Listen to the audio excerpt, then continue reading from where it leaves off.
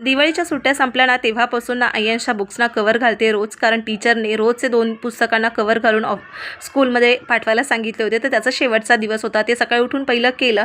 त्यानंतर माझ्या टिफिनची तयारी केली. आज ऑफिसमध्ये असा सुखा दाल खिचडी राईस घेऊन गेली होती आणि टिफिन आणि नाश्त्यासाठी ऑमलेट आणि चपाती असं मी नाश्त्यासाठी केलं होतं. सगळं घरातलं आवरलं होतं. 9:22ची ट्रेन पकडण्यासाठी मी निघाली होती ऑफिसला आणि पाऊस प्रचंड येऊन गेला होता. थंड वातावरण झालं होतं, पण एवढं गरम होतं की तुम्हाला काय सांगू.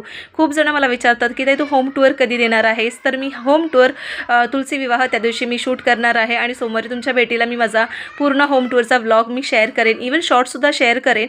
तर नक्की माझ्या चॅनलला अजूनही कोणी सबस्क्राईब केलं नसेल, फॉलो नसेल केलं तर नक्की करा. आणि आता ऑफिसवरून आल्याच्या नंतर मी दीपकला विचारलं होतं की काय बनवू, तर चिकन बनवू की बिर्याणी बनवू असं मला सांगतं. त्याने सांगितलं की बिर्याणी बनव आणि बरेच महिने झाले होते बिर्याणी बनवलं नव्हतं, म्हणून मी चिकन आणलं त्याला मॅरिनेट करायला ठेवलं होतं. तोपर्यंत राईस माझा तिथे झाला होता फळफळून. तुम्ही मॅरिनेशनची पूर्ण रेसिपी बघितली असेल तर पूर्ण सिंपल होती. तोपर्यंत आयंश आला होता त्याच्या फ्रेंडच्या इकडून खेळून आणि आयंशना बड्डेच्या टायमाला जे काही चॉकलेट होती ना ते तिथेच राहिली होती आणि त्याला म्हटली अरे दे रे एक मला. तर म्हणतो अजिबात देणार नाही असं करून तो निघून गेला. तोपर्यंत जे काही मी चिकनना शिजायला टाकलं होतं तर छान शिजलं होतं. राईससुद्धा मस्त असा फळफळीत झाला होता. तोसुद्धा मी त्यामध्ये ॲड करून घेतला होता.